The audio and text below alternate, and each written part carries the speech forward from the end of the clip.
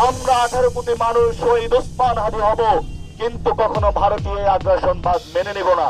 এজন্য আমরা আসলে এইসব যারা দুর্নীতির ভরপুত্রর সাগরেদ যারা রয়েছে, সদস্য রয়েছে, আমরা তাদের ফাইলগুলো নতুন করে ওপেন করে তাদেরকে যথাযোগ্য বিচারের আওতায় ইনশাআল্লাহ আমরা নিয়ে আসব।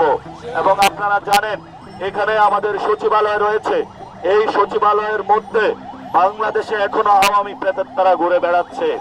আমরা বর্তমান সরকারকে অনুরোধ জানাবো যে সচিবালয় থেকে আপনারা দ্রুত গতিতে আওয়ামী যারা প্রেতাত্মা রয়েছে, যারা প্রশাসনে বিএনপির সাথে একাকার হয়ে ইলেকশন কমিশন এবং ভারতের সাথে একাকার হয়ে বাংলাদেশের আপকামিং যে ইলেকশন আছে সেটাকে বানচাল করতে চেষ্টা চালাচ্ছে, জনগণকে বলবো আপনারা সতর্ক থাকবেন।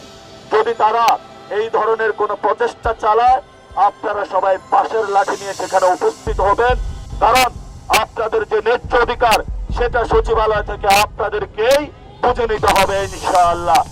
আমরা তাদেরকে সময় দিয়েছিলাম যে আপনারা যারা আওয়ামী লীগের রোগ রয়েছে, যারা বাংলাদেশের খুনের নির্যাতন করেছে, আমরা বলবো এই ধরনের হঠকারী সিদ্ধান্ত থেকে আপনারা সরে আসুন। আমরা যখন ক্ষমতায় আসবো আমরা ব্যুরোক্রেসি ডিজিটালাইজেশন করব, যাতে তারা যারা দুর্নীতিতে অভ্যস্ত, যারা দুর্নীতি করে বাংলাদেশের সমাজ নষ্ট করছে তাদের দিবাস্বপ্ন ভণ্ডুল হয়ে যায়। আমরা একটি সুন্দর ব্যুরোক্রেসি প্রশাসন উপহার দিব যেগুলো দলকানা নয়। আমরা এমন একটি দুদক উপহার দিব যেটা দলকানা নয়। আমরা এমন একটি স্বাস্থ্য খাত উপহার দিব যেটা দলকানা নয়। এবং এর মধ্য দিয়ে আমরা একটি নতুন বাংলাদেশের পথযাত্রায় অগ্রগামী হব বলে আশা করি। এবং যেই শেষ কথাটা বলবো, আপনারা গতকালকে দেখেছেন শেখ হাসিনা জনসম্মুখে বক্তব্য দিয়েছে ইন্ডিয়াতে, এবং সে বাংলাদেশে নির্বাচন বানচালের কথা বলছে। আমরা ভারতীয় এম্বাসির যারা এখানে রয়েছেন, ভারতীয় গোষ্ঠীর যারা শুনছেন, আপনি যদি আমার খুনিকে ওইখানে আশ্রয় দেন, যদি তাকে সেখানে বাংলাদেশের বিরুদ্ধে ষড়যন্ত্র করার আশ্রয় প্রশ্রয় দিয়ে সুযোগ করে দেন, আমরা মনে করব আপনারা ডিরেক্টলি বাংলাদেশের জনগণের সামনে যুদ্ধে জড়িয়ে পড়ছেন।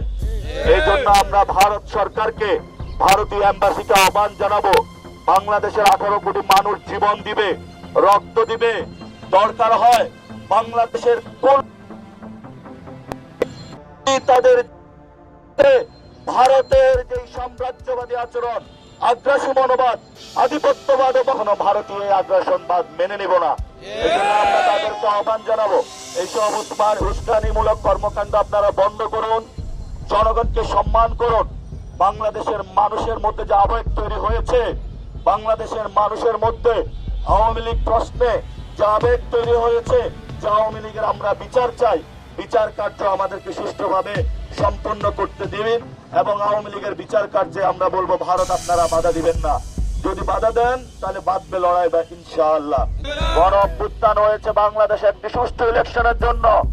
আমরা 15 বছর ধরে অপেক্ষা করছি ভোট দেওয়ার জন্য। আমাদের ভোটাধিকার যদি কেউ কেড়ে নিতে চায়, আমরা আমাদের অধিকার আদায়ের জন্য যা যা করা দরকার সর্বোচ্চ শক্তি প্রয়োগ করব, কিন্তু আমাদের ভোটাধিকার আমরা কেড়ে নিতে দিব না ইনশাআল্লাহ। এই জন্য আমরা যারা হামলা করেছে